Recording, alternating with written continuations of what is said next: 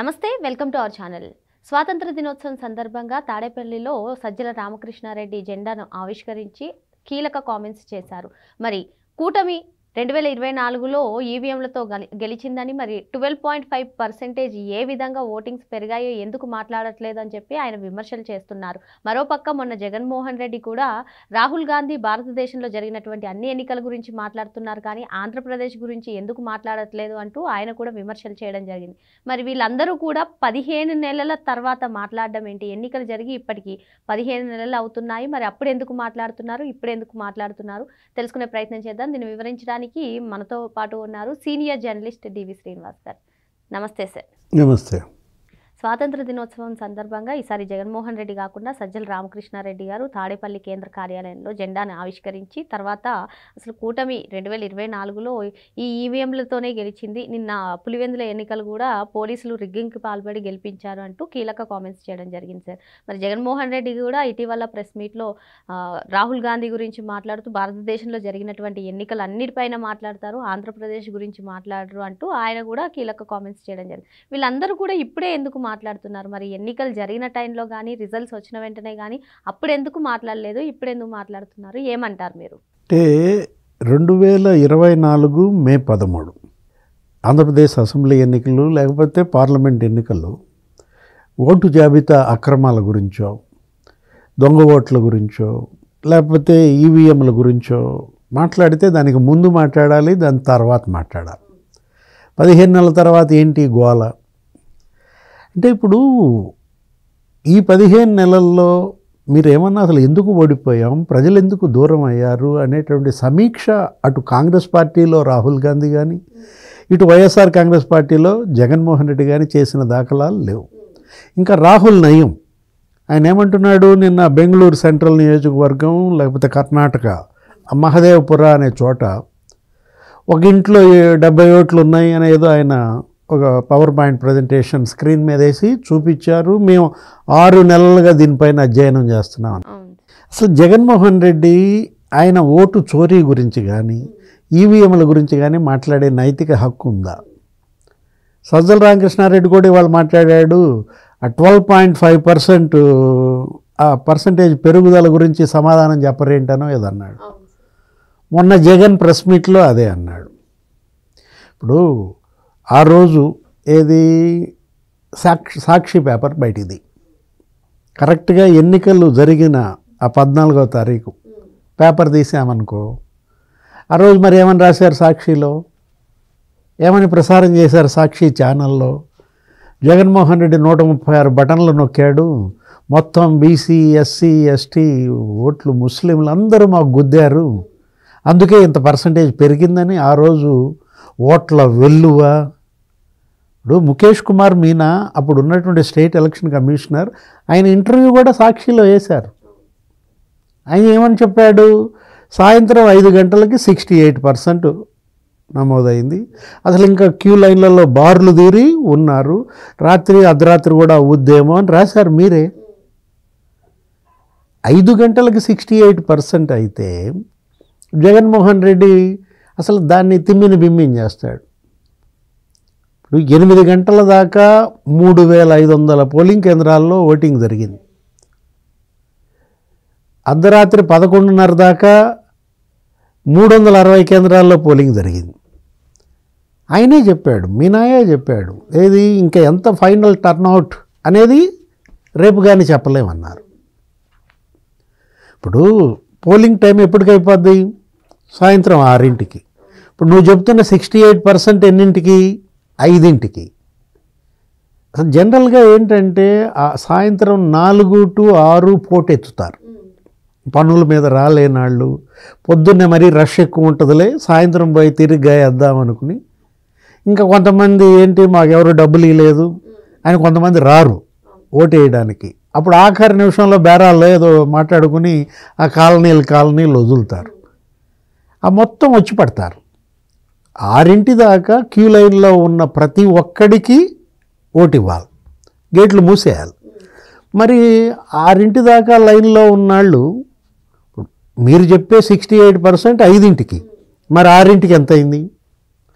లేదు, ఇందాక మరి ఆయన మీనా గారు చెప్పినట్టుగా 8:30 దాకా సాగింది 3600 కేంద్రాల్లో.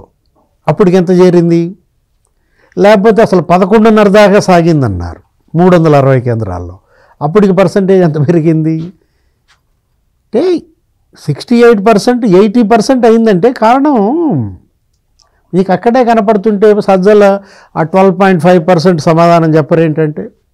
పోనీ జగన్ సీఎం అయిన ఎలక్షన్ ఏంటి 2019లో, అప్పుడు ఇదే పర్సంటేజ్. అప్పుడు కూడా సాయంత్రం 5కి 68, అప్పుడు కూడా మరి రాత్రి 11:30, మరుసటి రోజు 80 అయింది. ఆ 12.5%కు సమాధానం ముందు నువ్వు చెప్పు, ఈ 12.5%కు సమాధానం వీళ్ళు చెప్తారు. ఆడలేక మధ్యలోడు అంటారు. మీరు ఇవాళ అసలు EVM CM, EVM deputy CM అని కొంతమంది సోషల్ మీడియాలో ఇక అదే గోల. మొన్న కూడా రోజా మాట్లాడుతూ అదే అంటది, లేకపోతే పేర్ని నాని మాట్లాడుతూ అదే అంటారు. ఇప్పుడు మీరు గెలిస్తే బెస్టా ఈవీఎంలు? ఆ రోజు 151 సీట్లు వచ్చినప్పుడు జగన్మోహన్ రెడ్డి ఈవీఎంలు వద్దు అంటే అది గొప్ప.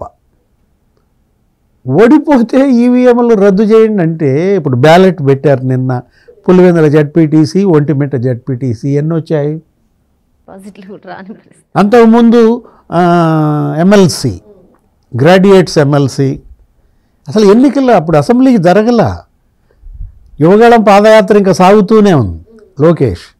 అప్పుడు నీకు అసలు అటు విశాఖపట్నం, ఏది ఉత్తరాంధ్ర ఎమ్మెల్సీ, లేకపోతే ఇటు Kosta MLC, next west Rayalaseema MLC, మొత్తం అన్ని చోట్ల తెలుగుదేశం గెలిచింది 3 ప్రాంతాల్లో. అంటే 105 అసెంబ్లీ నియోజకవర్గాలు. అది ఈవీఎం కాదే, బ్యాలెట్. ఒక్కొక్కడు 90,000 మెజార్టీతో గెలిచారు, 80,000 మెజార్టీతో గెలిచారు. ఆ రోజు మరి ఇదే సజ్జలు ఏమన్నాడు?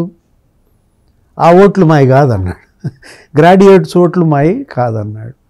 అసలు నిన్న ప్రెస్ మీట్ పెట్టి జగన్మోహన్ రెడ్డి ప్రజాస్వామ్యం ఖూనీ అంటాడు.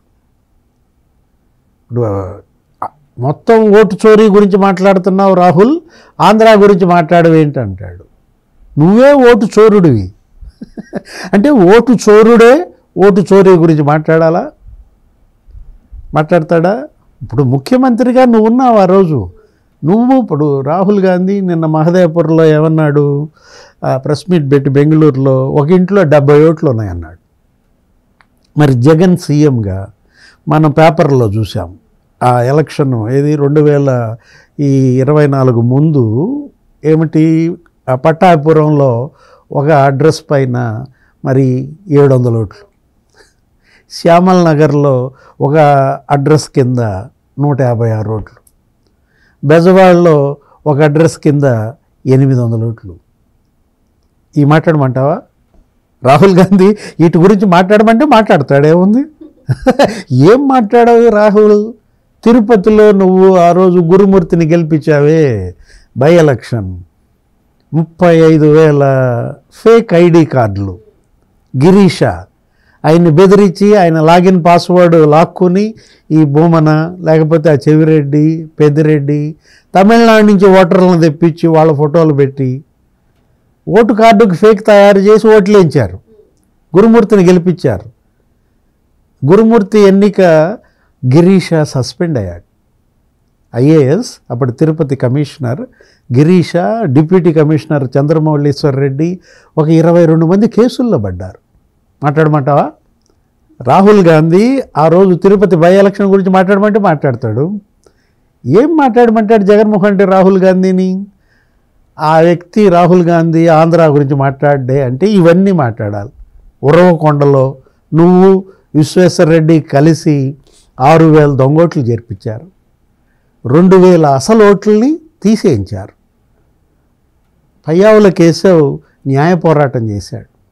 ఇప్పుడున్నటువంటి ఆర్థిక మంత్రి చంద్రబాబు తెలుగుదేశం అధ్యక్షుడిగా ఒక 4-6 లెటర్స్ రాశాడు సెంట్రల్ ఎలక్షన్ కమిషనర్. సిఈసి ఒక సెక్రటరీని ఇక్కడ ఎంక్వైరీ చేయమని పంపాడు.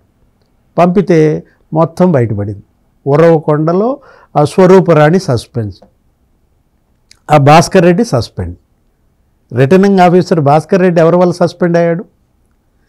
ఆ జడ్పీ సిఇఓ స్వరూపరాణి ఎవరి వల్ల సస్పెండ్ అయింది, గిరీష ఎవరి వల్ల సస్పెండ్ అయ్యాడు, ఇవన్నీ మాట్లాడమంటాడా జగన్? రాహుల్ ఇవన్నీ మాట్లాడాలా? అంటే ఓటు చోరీ గురించి మాట్లాడితే అంట నువ్వు ఓటు చోరుడు అనగానే నువ్వు మళ్ళీ గ్రీకు వీరుడు అంటావు.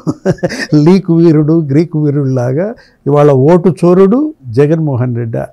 ప్రజాస్వామ్యం గురించి జగన్మోహన్ రెడ్డి మాట్లాడితే అసహ్యం వేస్తోందన్నాడు. ఎవరు? అయ్యన్న పాత్రుడు నిన్న అసెంబ్లీ స్పీకర్ అయ్యన్న పాత్రుడు మాట్లాడుతూ అసహ్యం వేస్తోందంటే, అసలు మీరు ఇప్పటికి కూడా సజ్జల, జగన్మోహన్ రెడ్డి జనం మాకెందుకు ఓటేయటం లేదు, మేమేం తప్పు చేశాం, ఎస్సీలకు ఏం అన్యాయం చేశాం, బీసీ లేకపోతే ముస్లిం లేకపోతే ఎస్టీ ఎందుకు మాకు ఓటేయటం లేదు అని మీరు అసలు నీ గమ్మత్తు ఏంటంటే పులివెందుల్లో డిపాజిట్ పోవటం కాదు, 684 ఓట్లు వచ్చినాయి అంట. ఎక్కడ 7600 ఓట్లు, 684 అంటే 9%. బ్యాలెట్ అది. ఆ బ్యాలెట్లో ఓటుతో పాటు స్లిప్పులు పడ్డాయి. ఏమని పడ్డాయి? 30 ఏళ్ల తర్వాత మొదటిసారి ఓటేస్తున్నాం, మీకు దండాలయ్యా. వివేకం సార్, మా వివేకం సార్కి న్యాయం చేయండి అయ్యా అంటే 30 ఏళ్ల అణచివేతపై ఆ ఓటరు తిరుగుబాటు. వివేకానంద రెడ్డిని కిరాతకంగా హత్య చేసి మళ్ళా అవినాష్ రెడ్డితో ప్రచారం చేస్తే వాళ్ళు కోరుకుంటుంది అదే. ఇదేంటి వివేకానంద రెడ్డి హత్యకి ఇవాళ ఆగ్రహం, లేకపోతే మీరు 30 ఏళ్ళుగా ఓటు వేయనీకపోవడంపై ఆగ్రహంగా చూడకుండా జగన్మోహన్ రెడ్డి అబ్బో అమాయకంగా అసలు మహానటన. ఇవాళ జగన్ ఒక జోకర్గా మారాడు. ప్రజలకి ఆయన ఇవాళ దూరం అయిపోయాడు. ఇన్నాళ్ళు జనాన్ని భయపెట్టాడు, ఇప్పుడు జనం జగన్ని భయపెడుతున్నారా? మరో అంశంతో మళ్ళీ కలుద్దాం. Thank you sir. నమస్తే.